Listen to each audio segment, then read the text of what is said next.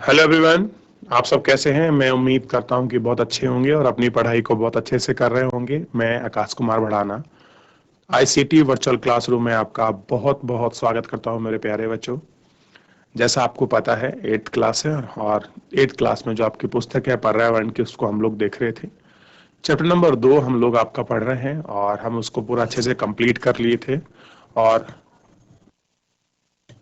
Complete करने के साथ ही साथ बच्चों, हम लोग जो है इसमें आपका देख चुके हैं कि आज हम इसके जो आपके प्रश्न उत्तर है उनको हम लोग करेंगे। बढ़ते हैं आगे। तो बच्चों, हम चलते हैं सीधा आपके स्मार्ट बोर्ड की तरफ। मैं अगर पहले प्रश्न की ही बात करूं कि मृदा के निर्माण के लिए दो प्रमुख जलवायु कारक कौन से हैं, ये दो फैक्टरों को हमको देखना है। ठीक है, इस फैक्टर को देखना है। तो अगर इस फैक्टर की मैं आपका बात करूं रेंडम ही, तो आपको समझ आएगा। तो मैं सीधा क्या लिख रहा हूं कि जो आंसर है फर्स्ट प्रश्न का, इसका, इस वाले प्रश्न का मैं सीधा आपको आंसर दे रहा हूं, क्योंकि प्रश्न आप इसको नोट कर लीजिए।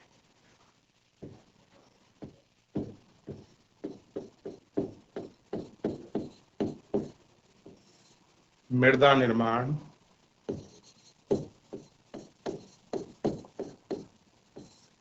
के लिए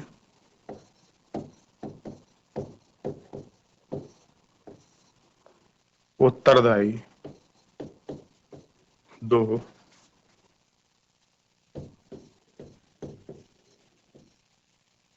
मुख्य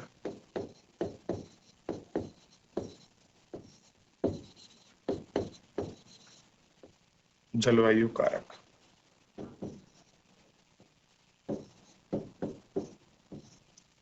पहला है वर्षा और दूसरा है तापमान। कॉपी करिए। देख लिया आप लोगों ने बच्चों? चलिए अगले प्रश्न पर ध्यान दीजिए। अगला प्रश्न है भूमि निम्नीकरण के कोई दो कारण लिखिए। कि भूमि निम्नीकरण के दो कारण। तो देखिए मैं क्वेश्चन कर रहा हूं, आंसर दूसरा है भूमि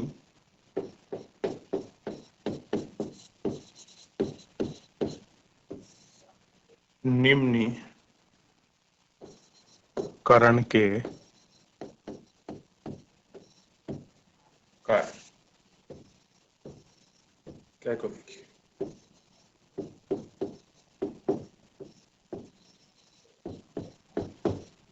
कृषि भूमि का प्रसार,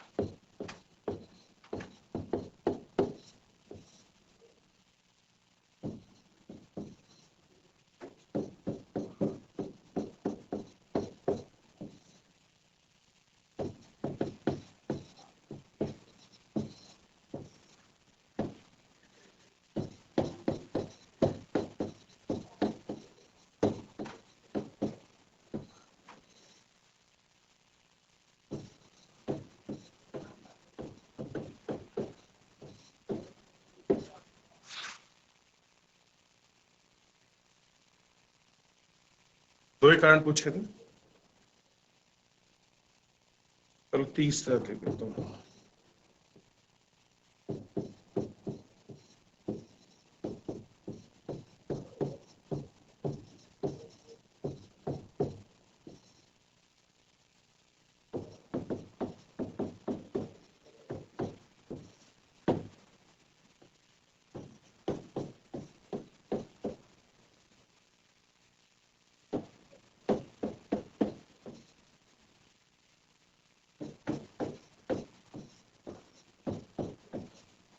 लिख लीजिए। हो गया बच्चों कॉपी आप सभी का? चलिए ठीक है, ध्यान रखिए कि मृदा के निर्माण के लिए दो उत्तरदायी प्रमुख तत्व कौन कौन से हैं, उनके विषय में हम लोग आपकी अपनी चर्चा करे थे। तो उसी चर्चा में हम लोग देखे थे कि आपकी वर्षा और जो आपका तापमान है, ये आपके दो ऐसे फैक्टर थे जो आपका वेरी कर रहे थे इन सारी आपका चीजों के लिए। फिर उसके बाद हम देखे थे भूमि के निम्नीकरण के कारण देखे। सबसे पहले हमने कृषि भूमि के प्रसार को पढ़ा, निर्माण संबंधी प्रक्रिया को पढ़ा, भूमि के जो महत्वपूर्ण घटक और संसाधन थे उनके विषय में हमने इसमें पढ़ा।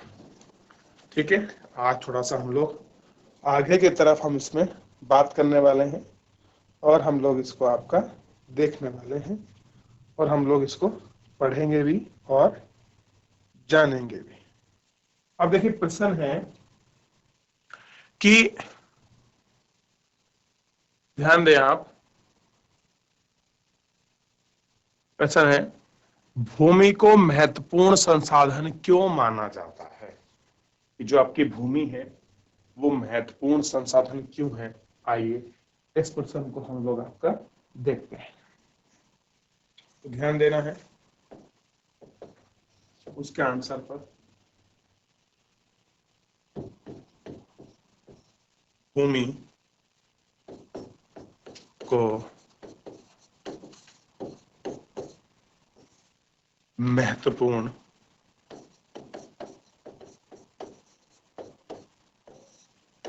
संसाधन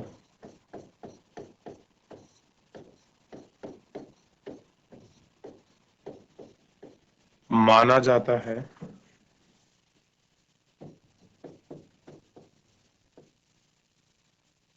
क्योंकि इस पर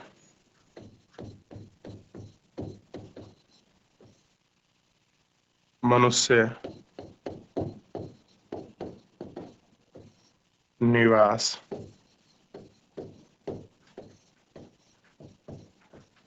करता है।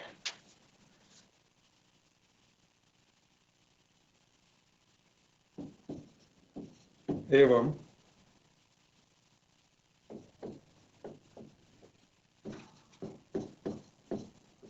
कृषि द्वारा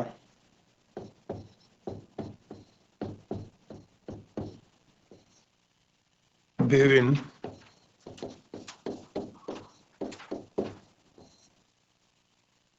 अनाजों का उत्पादन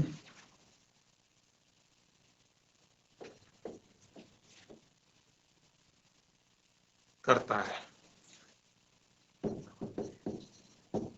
इसके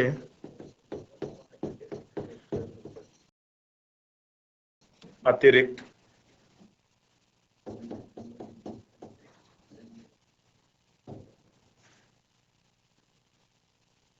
वानिकी खनन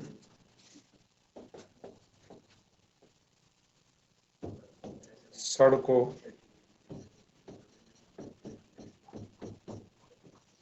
उद्योगों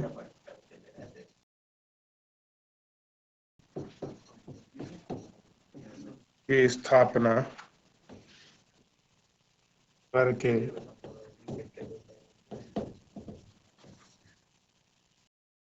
विकास की ओर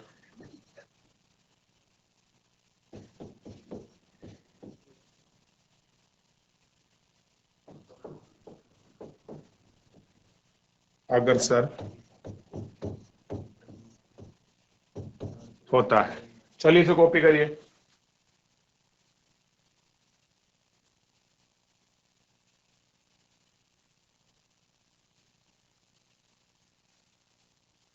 बच्चे कर रहे हैं ना कॉपी अच्छे से आप लोग सभी?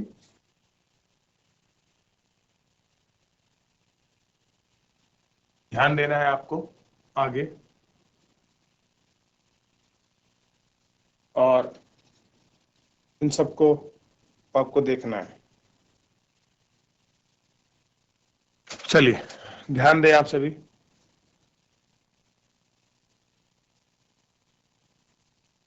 देखिए लिखो से देखिए फटाफट।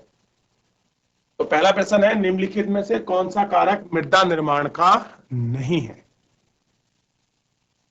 जल्दी बताइए कि कौन सा कारक मृदा निर्माण का नहीं है। ये आपको बताना है। जल्दी बताइए, फिर मैं इसका आंसर बताऊंगा आपको।